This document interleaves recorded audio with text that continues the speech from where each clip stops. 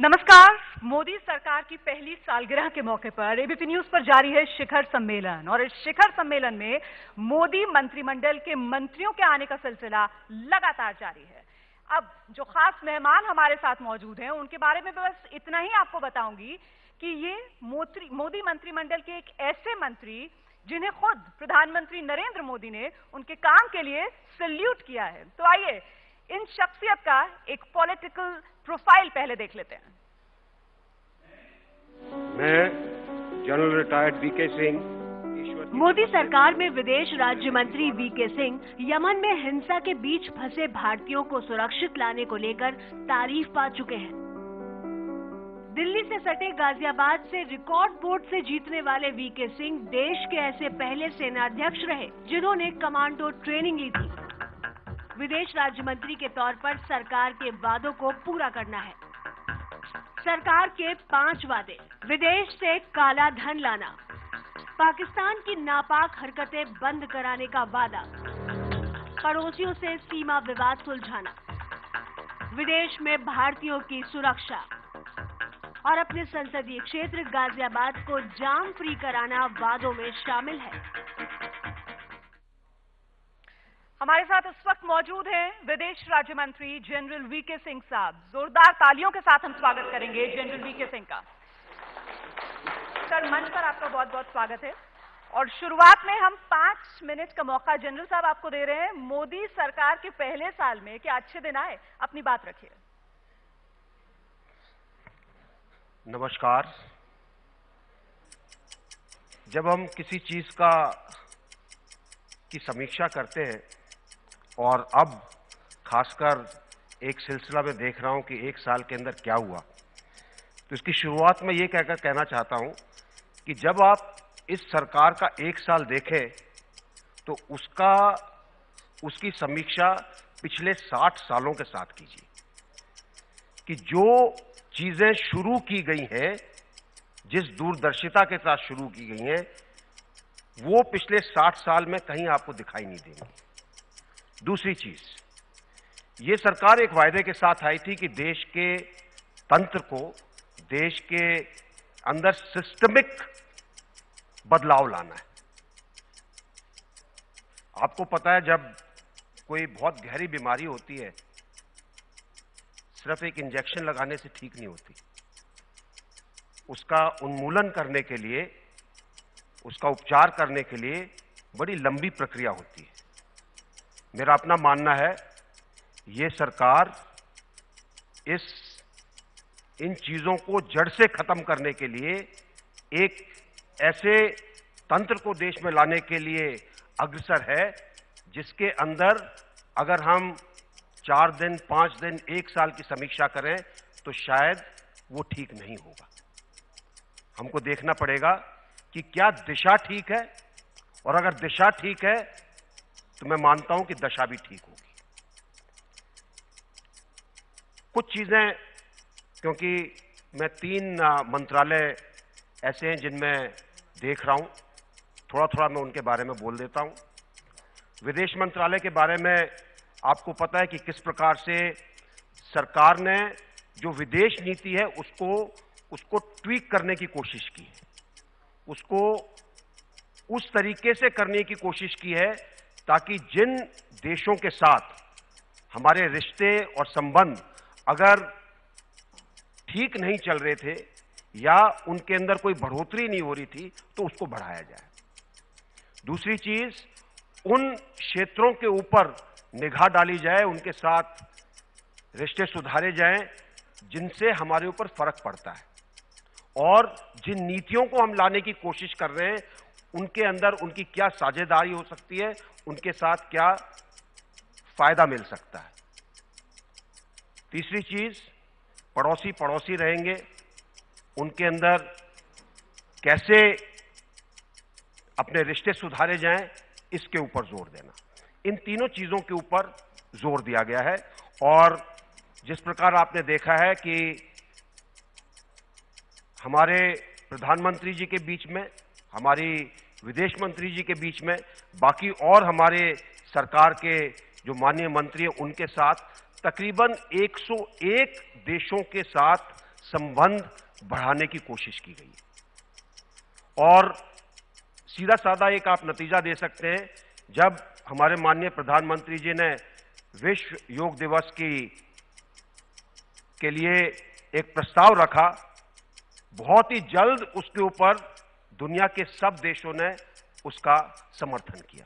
शायद पहली बार हुआ, और यह सिर्फ इसलिए कि हम सबके साथ मिलकर एक ऐसे देश की तस्वीर उनके सामने प्रस्तुत करते हैं जिसके ऊपर वो विश्वास कर सकते हैं, जिसके ऊपर उनको पता है कि ये देश जिन बातों को कह रहा है वो करेगा और जिन टारगेट्स को लेके चल रहा है उन तक पहुंचेगा।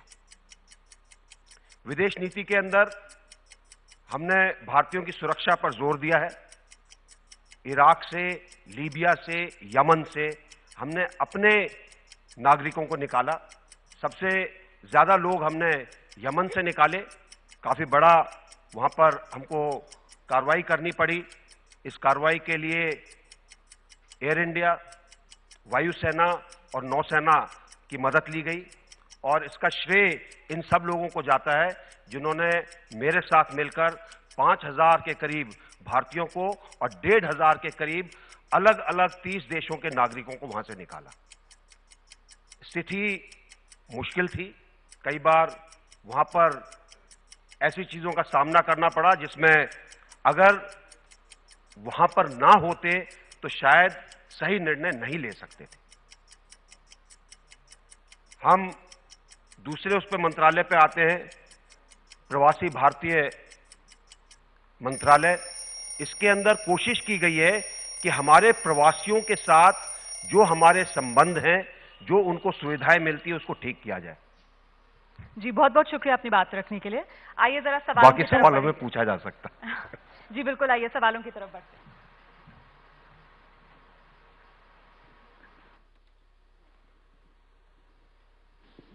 आपने कहा 60 साल के अंदर जो बीमारी घर कर गई है उसका इलाज महज एक इंजेक्शन से नहीं हो सकता, एक लंबी प्रक्रिया का पालन करना पड़ेगा, पर बीमारी की पहचान तो कर लिया ना इस 1 साल में? देखिए, बीमारी की पहचान तो जब चुनाव का दौर था तभी बता दी गई थी। अब उसके ऊपर काम चल रहा है। और मैं आपको एक छोटा सा उदाहरण देता हूं। हमारे देश में पेंशन धारक कितने थे? महज 35 लाख सरकारी सेवा में जो सेवारत थे। अटल पेंशन योजना जो चली है, उसके नीचे एक सुविधा लोगों को प्रदान करने की कोशिश की गई है कि गरीब से गरीब तबके का व्यक्ति अपने लिए 60 साल की उम्र के बाद पेंशन का प्रावधान कर सकता है। हम भी उन देशों के अंदर आ गए जहां पर सोशल सिक्योरिटी पर जोर दिया जाता है। इसी तरीके से बहुत सारी चीजें, और हर नीति का निर्धारण इस तरीके से किया गया है जिससे गरीब को फायदा हो, नीचे से नीचे तबके वाले को फायदा हो, और देश की प्रगति के अंदर उनकी भागीदारी। मैं आपके मंत्रालय से शुरू करूंगी। विदेश नीति जिसे लेकर आपने कहा कि उसे ट्वीक किया गया है, लेकिन विपक्ष तो सबसे ज्यादा सवाल जो उठा रहा है सरकार पर वो प्रधानमंत्री के विदेश दौरों को लेकर उठा रहा है। कह रहे हैं प्रधानमंत्री देश में तो रहते ही नहीं है, वो तो विदेश के टूर्स पर रहते हैं। देखिए, ऐसा है कि विपक्ष दो तरीके से चर्चा करता है। अगर उनके पास कैसे करते हैं, अगर उनके पास कुछ हो तो उसको सकारात्मक कर सकते हैं। मेरा अपना मानना है, देश को चलाने के लिए एक सकारात्मक विपक्ष की आवश्यकता है, और हमारा विपक्ष अगर ये समझे तो शायद जो आपने बोला है उनके बारे में वो ना बोला जाए। अगर देश के प्रधानमंत्री अलग अलग देशों में गए हैं, साथ एक लक्ष्य लेकर गए हैं। अमेरिका के साथ हमारे संबंध एक ऐसे लेवल पर थे जहां ना उनमें कोई उन्नति हो रही थी, ना बल्कि गिरावट ही दिखाई देती थी। अगर वहां पर जाकर आपने अच्छा काम किया, संबंधों को सुधारा, चीन के साथ अगर संबंध सुधारे, ऑस्ट्रेलिया के साथ इतने सालों के बाद कोई प्रधानमंत्री गया, 17 साल के बाद नेपाल में कोई हमारा प्रधानमंत्री गया, इसको क्या कहेंगे?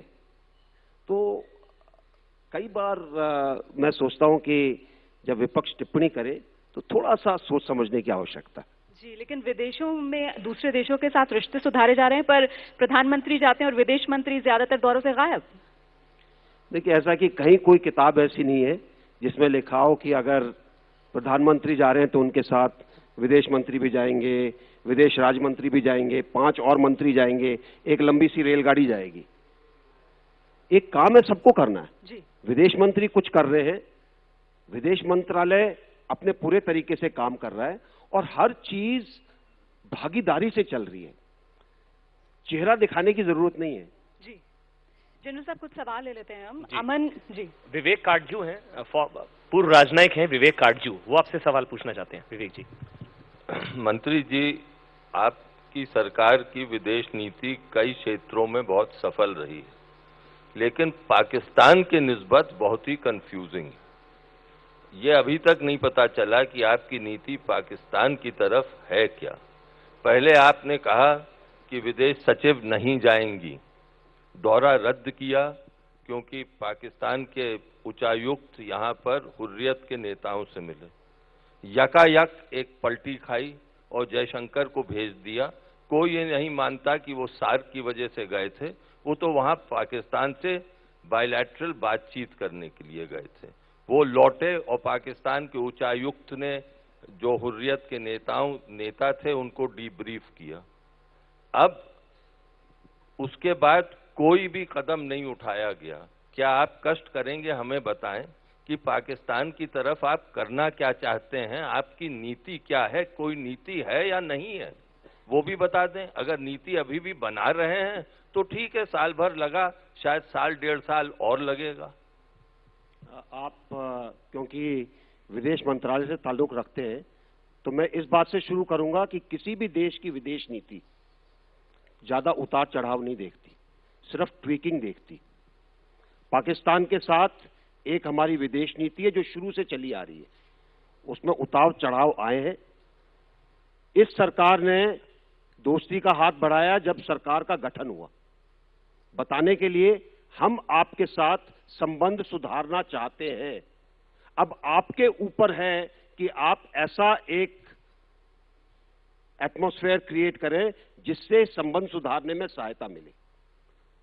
जब ऐसी चीज नहीं हुई तो हमारे विदेश सचिव को वहां पे नहीं भेजा गया। और शायद आपकी धारणा है कि जो हमारे फिलहाल जो विदेश सचिव हैं वो उनसे बायलैटरल करने के लिए गए। मैं आपको आधिकारिक तौर पे बता सकता हूं, वो सार्क के उस पर गए, साथ साथ ये देखने गए कि क्या उनकी मंशा संबंधों को आगे ले जाने की है या नहीं है। तो इस बात को मानकर चलिए, सरकार की नीति बिल्कुल क्लियर है, हमें अपनी नीति के अंदर कोई शक नहीं है। अगर दूसरे लोगों को उसमें शक होता है तो होता रहे। अगला सवाल जी, विनोद शर्मा है, सीनियर जर्नलिस्ट, सर आपसे सवाल पूछना चाहते हैं। विनोद जी। सिंह साहब, एक तो मैं दुविधा में हूं कि आपको जनरल साहब कहूं कि मंत्री महोदय कहूं, लेकिन मेरा सवाल आपके आप जर्नल कह लें तो ज्यादा अच्छा। जनरल साहब, ये मेरा जो सवाल है ये आपकी दोनों भूमिकाओं से जुड़ा हुआ है। जब आप जनरल थे तो आपका काम था कि हौसला अफजाई करते रहे अपनी ट्रूप्स की, और उस दौरान आपके जो काफी जो बयान थे, वक्तव्य थे, वो मजबूती की एक फीलिंग देते थे। ये अभी हाल ही में जो चीन ने एक बड़ा फैसला किया है कि पाकिस्तान ऑक्यूपाइड कश्मीर में एक स्पेशल इकोनॉमिक जोन बनाएंगे और लगभग 45 billion to 46 billion US dollars की इन्वेस्टमेंट होगी, और जब वो एसेट क्रिएट होगा जनरल साहब, तो फिर वो अपने ट्रूप्स डिप्लॉय करेंगे उस एसेट को सिक्योर करने के लिए। तो बाहैसियत मंत्री और बाहैसियत जनरल आपकी क्या प्रोग्नोसिस है, और आपकी प्रधानमंत्री को इस पे क्या सलाह होगी, और क्या ये उचित नहीं होता कि आप चीन में प्रधानमंत्री के साथ होते इस मामले में? पहले तो मैं आपकी आखिरी बात का उत्तर दे दूं। जो चीज बतानी होती है वो बता दी जाती है, उसमें साथ जाना आवश्यक नहीं है। दूसरी चीज आपको पता होगा कि चीन ने जो एक रोड बनाई अपने लिए खुंजरे पास से निकलकर, उस रोड का एक मतलब था, एक मकसद था। रोड खराब हो गई, अब उसको दोबारा ठीक करने की कोशिश की जा रही है। साथ साथ एक योजना उनकी है कि अगर रेलवे लाइन भी बन जाए तो खुंजरेब को कराची और ग्वादर के साथ कनेक्ट कर दिया जाए। वो चाहते हैं कि जितना उनका ट्रेड इधर से निकल सके, चाहे तेल का हो या दूसरा हो, उसको एक नया रास्ता मिले। साथ साथ उन्होंने देखा कि अगर यहां पर एक इकोनॉमिक जोन बनाकर अपना कुछ यहां पर स्थापित किया जाए तो उससे उनको ट्रेड के अंदर फायदा हो सकता है। आपको पता है कि खुंजरेब के दूसरी तरफ तकरीबन 20 किलोमीटर दूर उनका एक SEZ है। उसी तरीके से वो यहां पर करना चाहते हैं। जहां तक भारत का सवाल है, भारत ने अपनी आशंका, अपनी इसके ऊपर जो सोच विचार रखना था, वो चीन के साथ हमारे प्रधानमंत्री जी ने रखा है। नतीजा कुछ दिनों के बाद जब आएगा आपको पता चल जाएगा। तभी तो मैं कह रहा हूं ना, जो हमारा जो स्टैंड है वो उनको बताया गया है कि इस इलाके के अंदर आप तब तक कुछ मत करिए जब तक कि हम उसके बारे में अपनी राय ना दें। जनरल साहब, अगर हम इंडिकेशन भी करते कुछ ऐसा तिब्बत के बारे में, हम इंडिकेशन भी करते कुछ ऐसा ताइवान के बारे में, तो चाइना का क्या रिएक्शन होता? हमारी रिएक्शन तो इतनी दबी दबी सी, इतनी सहमी सहमी सी और डरी डरी सी है। आपने एक डिमार्च, आपने प्रोटेस्ट किया थ्रू अ डिमार्च, उनके एम्बेसडर को यहां बुलाया और हमारे एम्बेसडर को उनके यहां भेजा। जो पॉलिटिकल लेवल पे एस्केलेशन हुई प्रोटेस्ट की, उसका जरा ब्यौरा तो दीजिए। देखिए, हर चीज का यहां पे ब्यौरा देना ठीक नहीं है, क्योंकि कई चीजें ऐसी होती हैं जिनके ऊपर लीडर्स के अंदर एक वार्तालाप होता है, उस पर सहमति होती है, और कई चीजों को पब्लिक किया जाता है, कई चीजों को नहीं पब्लिक किया जाता। इसीलिए मैंने आपको कहा, जो हमारी आशंका है, जो हमारा उसके ऊपर विरोध है, वो सही रूप में, सही लेवल के ऊपर बता दिया गया। चलिए, लेकिन पाकिस्तान को लेकर अगर विदेश नीति की बात की जाए तो उसमें ये कहा जा सकता है कि फिलहाल रिश्ते ऐसे हैं कि क्रिकेट खेला जा सकता है क्या दोनों मुल्कों में? देखिए, क्रिकेट खेलना है, कबड्डी खेलनी है, वॉलीबॉल खेलनी है, ये अलग चीज है। इसको विदेश नीति से अलग रखिए।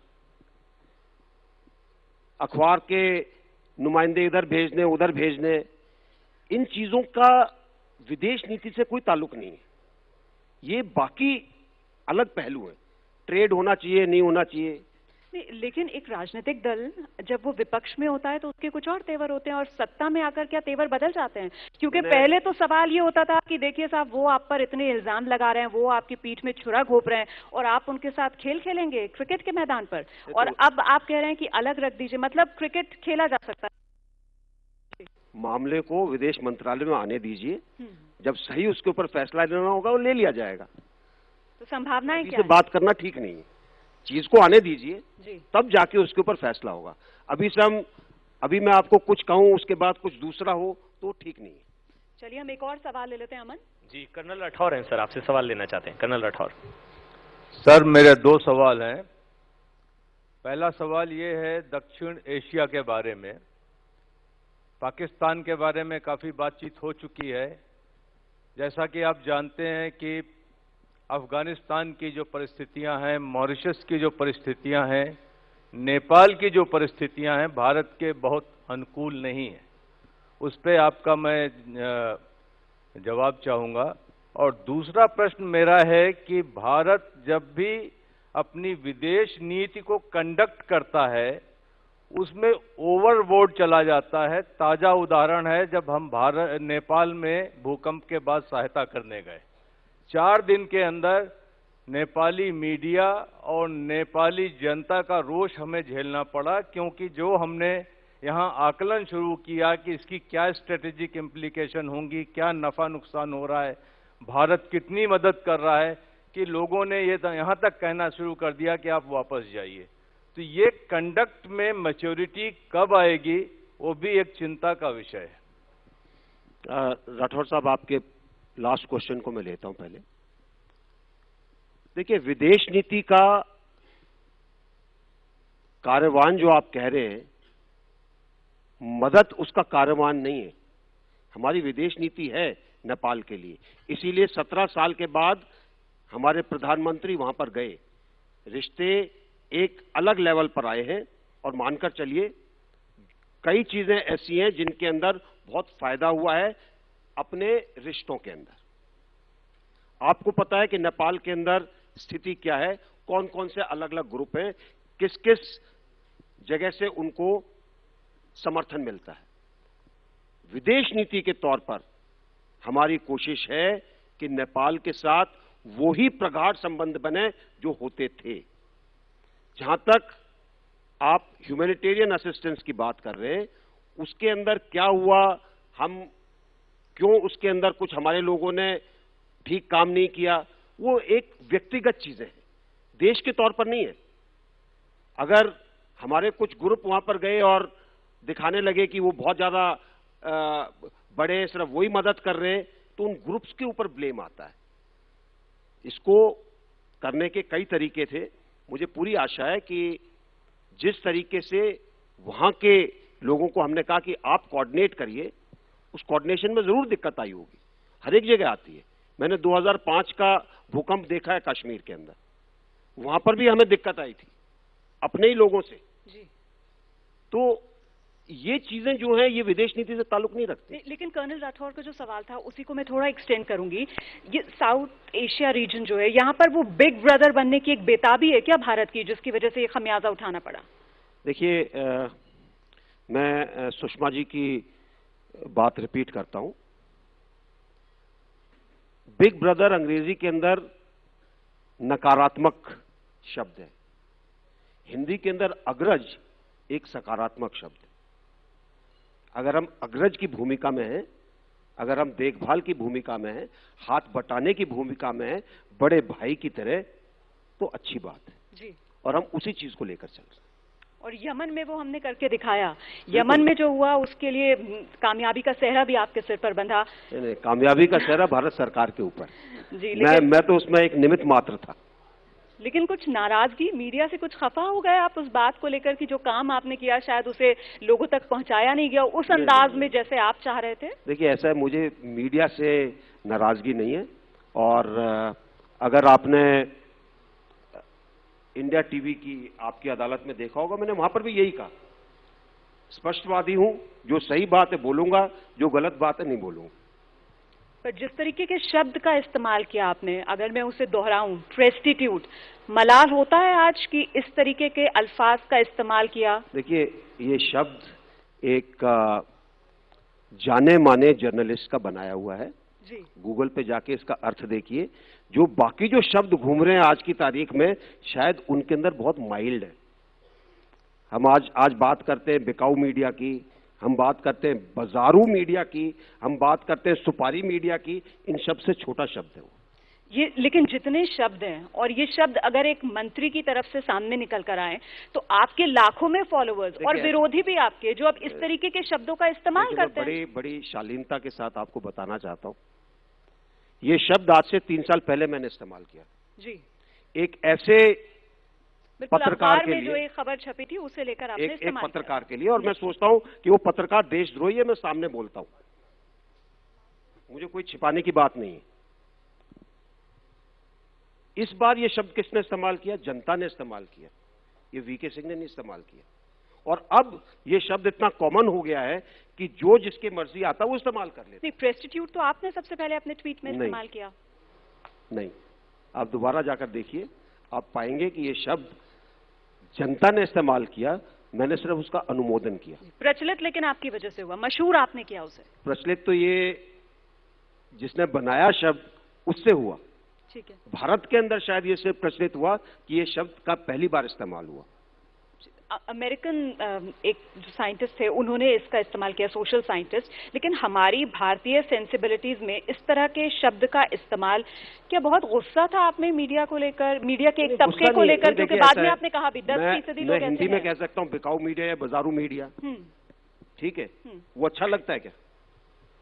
नहीं आप नहीं आप बताइए, अच्छा लगता है क्या? तो आपकी चॉइस है सर, आप नहीं, जिस भी तो वही है तरीके ना, का शब्द तो इस्तेमाल शब्द करें। तो वही है जी। तो हम एक फालतू बहस में फंस गए कि जो अंग्रेजी में है इसलिए खराब है, हिंदी में तो इससे भी खराब है। आज हम सुपारी जर्नलिज्म की बात करते हैं, जो इमेजिन करिए जर्नलिस्ट घूम रहा है, सुपारी दो मैं उसको मारूंगा, अच्छा शब्द है क्या?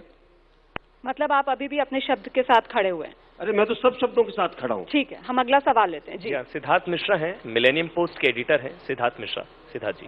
जनरल साहब, एक्चुअली फिर वो दुविधा है, जैसा विनोद ने कहा था कि जनरल साहब कहूं या मंत्री महोदय कहूं, और यमन में जो आपका मिशन था, उस मिशन को प्रचार प्रसार दिया आपके द्वारा यूज किए गए शब्द प्रेस्टिट्यूट ने। इसके बारे में देश में चर्चा भी नहीं थी। जब ये शब्द का इस्तेमाल हुआ तो इसकी चर्चा शुरू हुई। जब इसकी चर्चा शुरू हुई तो एक दुविधा लोगों के मन में आई कि जनरल साहब वहां पर एक मिशन कमांडर के रूप में थे, एक ऑपरेशन कमांडर के रूप में थे, या एक मिनिस्टर के रूप में थे। तो देखिए, इससे एक लोगों के बीच में एक चिंता है कि एक मंत्री वहां पर अगर एक मिशन को कमांड कर रहा है, एक ऑपरेशन को कमांड कर रहा है, एक ऑपरेशनल कमांड की भूमिका में है, तो ये थोड़ी एक चिंता की बात बनती है। और इन बातों को, इन चर्चाओं से दबाना, इसको ये करना, थोड़ा ये है। तो जरा खुलकर इस पर आप बात करें। What was your role there? Was the command reporting to you, to the minister और टू द लोकल कमांडर्स? देखिए, ऐसा है कि यमन से अपने भारतीयों को निकालने का मुझे काम मिला। मेरा जो मुझे उद्देश्य दिया गया, जो मुझे लक्ष्य दिया गया, वो था कि वहां से भारतीयों को निकाल के आपने लाना है।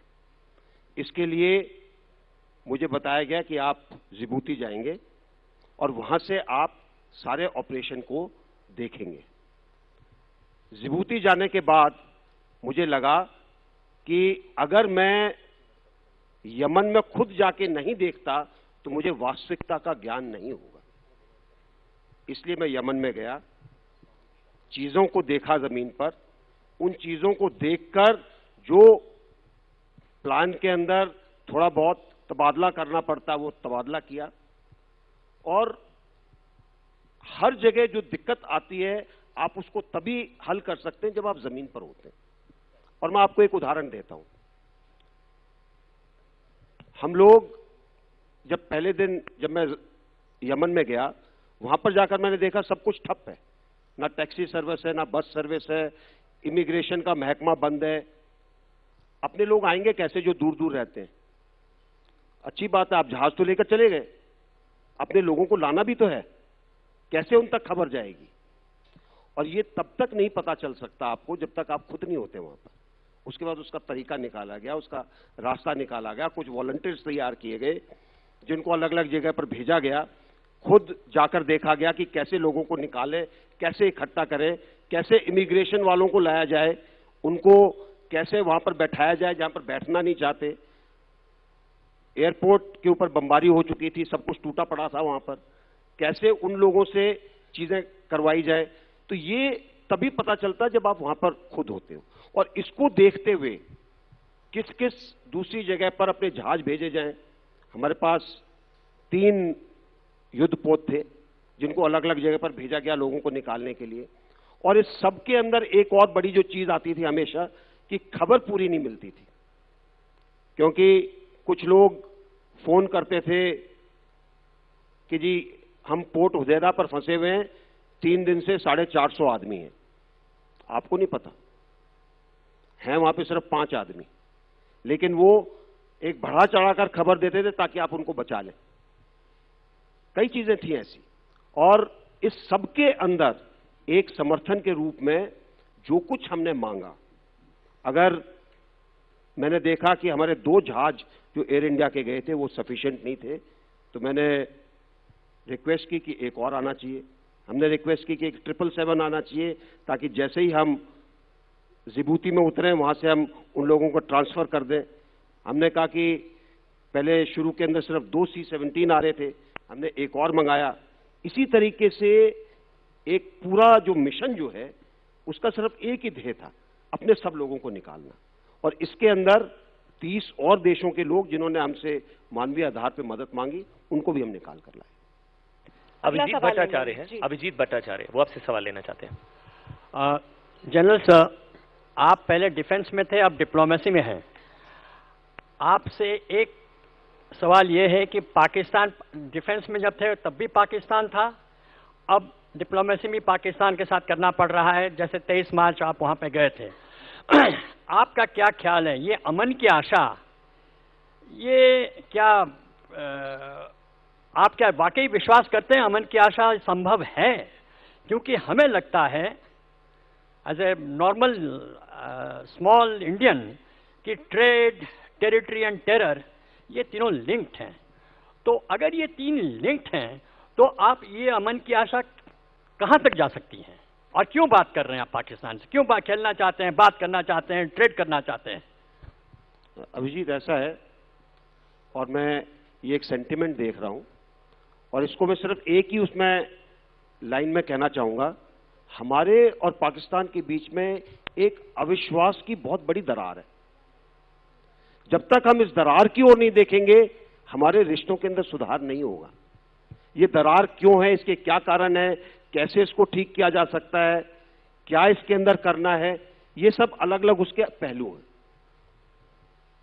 कभी भी हम ये नहीं कह सकते कि ये बिल्कुल ही इस देश के साथ बात नहीं करनी है, या अगर बात नहीं करेंगे तो बात आगे नहीं बढ़ेगी। बात तो करनी पड़ेगी। उसका क्या तरीका है? क्या आप दूसरों की मदद लेंगे, अपने आप करेंगे, किसी और तरीके से दबाव डालेंगे, या किसी प्रलोभन से? ट्रेड वगैरह क्या प्रलोभन है? तो कई चीजों का दायरा आपको लेना पड़ेगा अगर आप इस दरार को थोड़ा सा पाटना चाहते हैं। जब तक इसमें एक आशा इसमें नहीं दिखाई देगी, तब तक अमन की आशा आगे बढ़ने के अंदर मुश्किल आएगी। जी, अगला सवाल ले लेते हैं। सर एक मिनट सर, माइक आ रहा है। सर जी, पाकिस्तान ने अभी तक ऐसा कोई भी इंडिकेशन नहीं दिया है कि they want to improve relations. वहां पर आप किससे बात करेंगे? सिविलियन वहां पर है, वो पावरलेस है। आर्मी से आप बात नहीं कर सकते। तो ये तो दिस इज एक आप ऐसा है कि अगर मेरी गो राउंड चल रहा है। ऐसा है कि अगर पाकिस्तान को इंटरेस्ट नहीं होता तो शायद नवाज शरीफ पिछली साल की 26 मई को भारत नहीं आते। इंटरेस्ट है पाकिस्तान को भी और पाकिस्तान की जनता को भी। आप कई बार पाकिस्तान गए होंगे, जनता से आपने बात की होगी, इंटेलिजेंसिया से आपने बात की होगी, सबको इंटरेस्ट है। लेकिन कुछ तबके ऐसे हैं जिनका अस्तित्व सिर्फ इसलिए है कि वो भारत के साथ दुश्मनी करा सके। इस चीज को देखना पड़ेगा। जी, ये पिछले साल की बात हुई, लेकिन इसी साल कराची में ब्लास्ट होता है और सीधे आरोप वो रॉ पर लगा देते हैं। तो हालात तो कुछ भी नहीं बदले ना। वही बात जो कंचन जी कह रहे हैं कि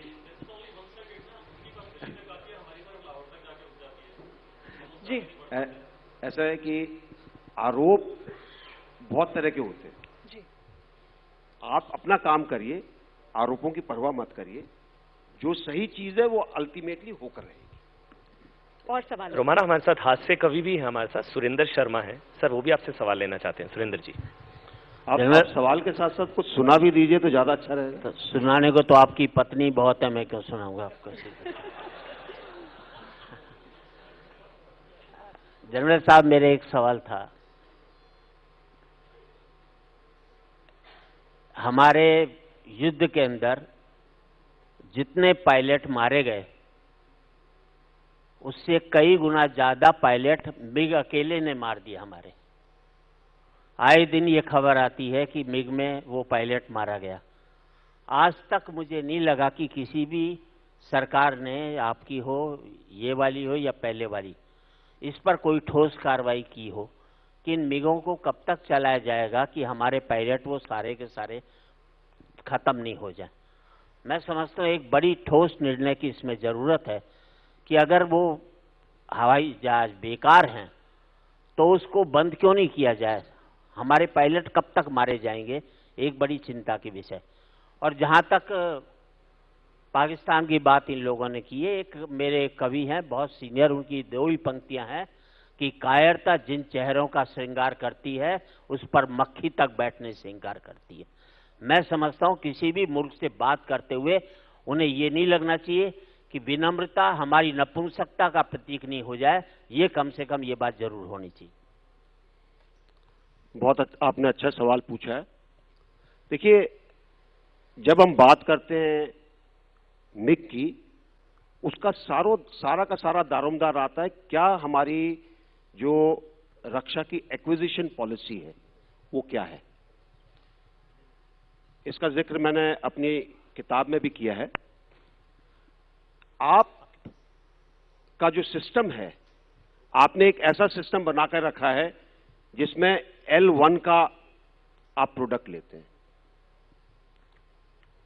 मिग 21 के लिए जो स्पेयर आए उनकी गुणवत्ता कैसी थी किसी को नहीं पता, क्योंकि वो L1 था, आपने लिए, उसने बोल दिया कि जी हां अच्छे।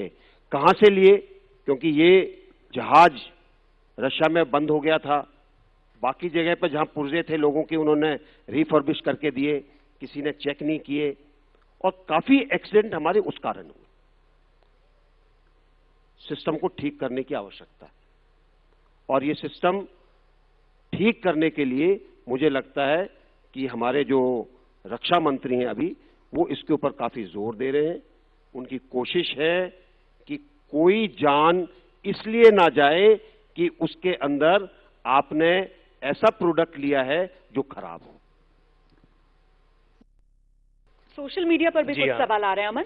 बिल्कुल रोमाना, लगातार सर सोशल मीडिया पर भी आपसे सवाल पूछे जा रहे हैं। अब्दुल कलाम हैं, इनका आपसे सवाल है कि क्या आपको भी इंडिया में पैदा होने में शर्म महसूस हो रही है नरेंद्र मोदी की तरह, जो भी उनका बयान था सर चीन में हाल ही में। मुझे ना तो उनका सवाल समझ में आया, मुझे अपने देश पे गर्व है। अगर सवाल ये जो चीन में जो भी बयान दिया था, कल राहुल गांधी ने भी कहा था कि I am a proud Indian, तो उसी से जुड़ा सवाल है सर। नहीं, उन्होंने क्या कहा था? उनका सवाल है कि क्या आपको भी इंडिया में पैदा होने में शर्म महसूस हो रही है, ऐसा है कि बिना मोदी की तरह। हर एक बात को आप गलत संदर्भ में लेके बात करते हैं। इनको भी शायद वो संदर्भ समझ में नहीं आया होगा। माननीय प्रधानमंत्री जी ने किस संदर्भ में ये बात कही थी, उस संदर्भ को ले लीजिए और उसके बाद अपने आप इसका उत्तर उनको मिल जाएगा।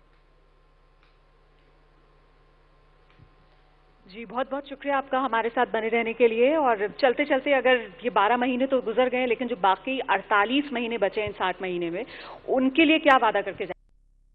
देखिए, मैंने तो शुरू में यही कहा था, मैं समय सीमा की बाध्यता को नहीं मानता जी। मैं मानता हूं अपना काम करिए और काम ऐसा करिए जो सबको नजर आए। जो हमको जिम्मेवारी दी जाएगी, जो हम उसका सिर्फ एक ही लक्ष्य होगा कि कैसे इस सिस्टम के अंदर वो सुधार किया जाए कि देश की राह इतनी मजबूत हो जाए कि उसके ऊपर देश आगे ही आगे चले, कभी पीछे ना मुड़ना पड़े। बहुत बहुत धन्यवाद हमारे साथ बने रहने के लिए।